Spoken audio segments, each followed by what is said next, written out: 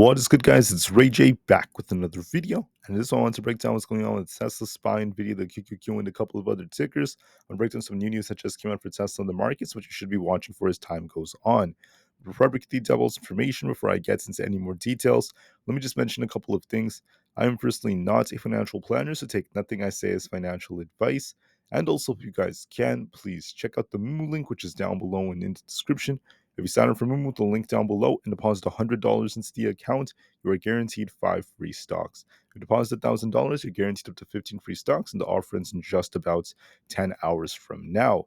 Anyways, now let's talk about what's happening with Tesla and the market. As you guys can see, Tesla is looking very, very weak as we had some bad news that came out. SPY is also showing some weakness, but we're just barely holding some critical support. So I'll break down the levels in just a couple of minutes, but I first want to talk about some news. We just had some manufacturing numbers come out. The PMI report was a little bit harder than expected. I'm sorry, it was very close to expectations, but the other PMI reports were a little bit harder than expected. So manufacturing PMI was a little bit harder. I just want to mention that the new orders was a bit harder than expected, and so were manufacturing prices. Not the best of news. Market is coming down a little bit as a result of this, but it's not too horrible so far. Now, Tesla is the main highlight of the day because Tesla is actually dropping quite a bit amidst the fact that we're getting some more downgrades from analysts. We have another analyst known as Eugene Roster that came out. He basically cut his target to about 414,000 deliveries for Q1, a little bit weaker than what other analysts are expecting. Not the best of news. And that's part of why Tesla's kind of sinking like this. Tomorrow, deliveries numbers come out for Q1, and it's going to cause a big move. As of right now, the chart looks more bearish. It's looking very, very weak right now, and I do see potential for this to drop even lower. We're going to be watching this critical support at 170. Some buyers are defending it. If we lose this, we could come all the way down to 167. Excuse me, 167.8. It's going to be our next target. Tesla's looking more bearish, guys. It's looking weaker. Watch 172 is resistance, 170 is support. If we lose that, watch 167.8 and eventually 165. Tesla is still looking kind of weak. For SPY, we're barely holding our critical support. So when you zoom out of the chart, it's very simple.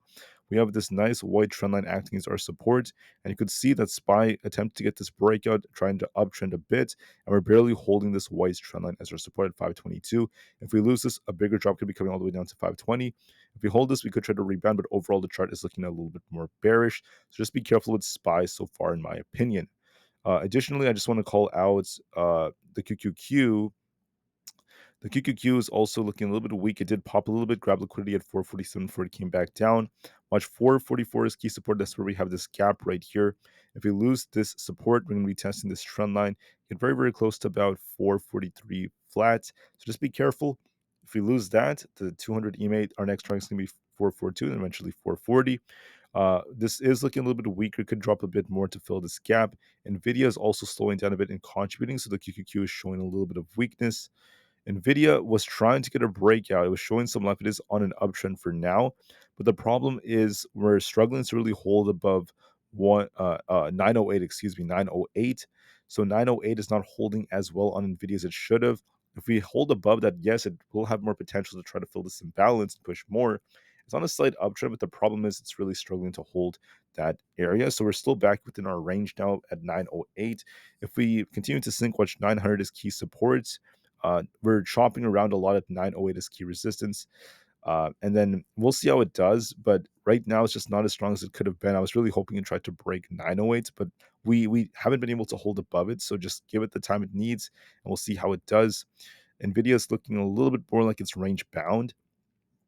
In addition, I just want to call out that Aapl is also looking kind of weak because when you look at the chart right here, Apple's on a bit of a downtrend as well, not looking the best.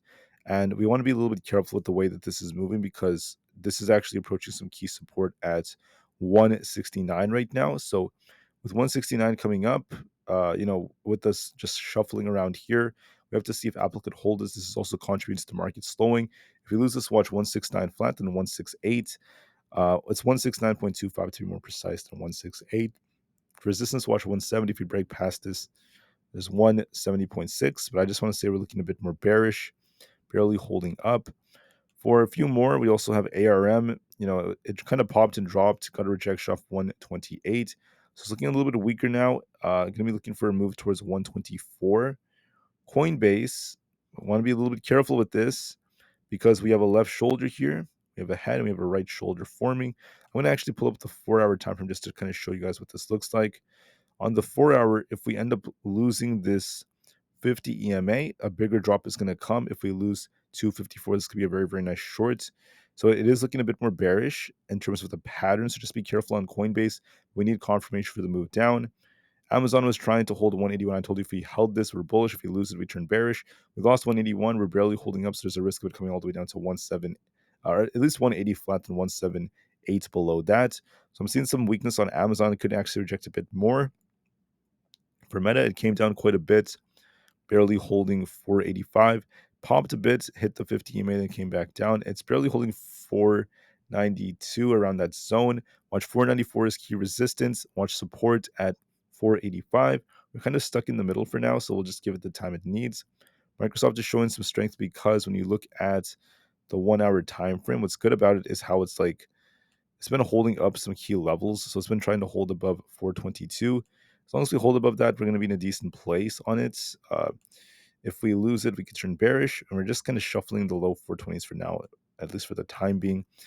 For Google, got a nice little push today. Going to be looking for this 155 resistance, but I do see one concern with the chart, and that is when you look at the 4-hour time frame, we're a little bit above this resistance that we had at 155. We're just a little bit above that. So the last time we were near this level, we got this big rejection on Google. So just be careful. If we do reject off this 155 zone and we start coming back down, we're going to be coming back down to 152. But for now, we're showing some strength. So I'm seeing some strength on Google thanks to bullish news.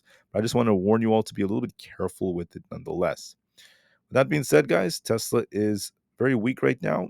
It's slowing down alongside with the market. So we're going to be very patient with this big report that's coming out on all these different things. But with that being said, I just want to thank you all for listening. I hope you guys have an absolutely incredible rest of the day. Once again, this is what Tesla's looking like. It's trying to, we're seeing some buyers defending it just a little bit, but still weak overall.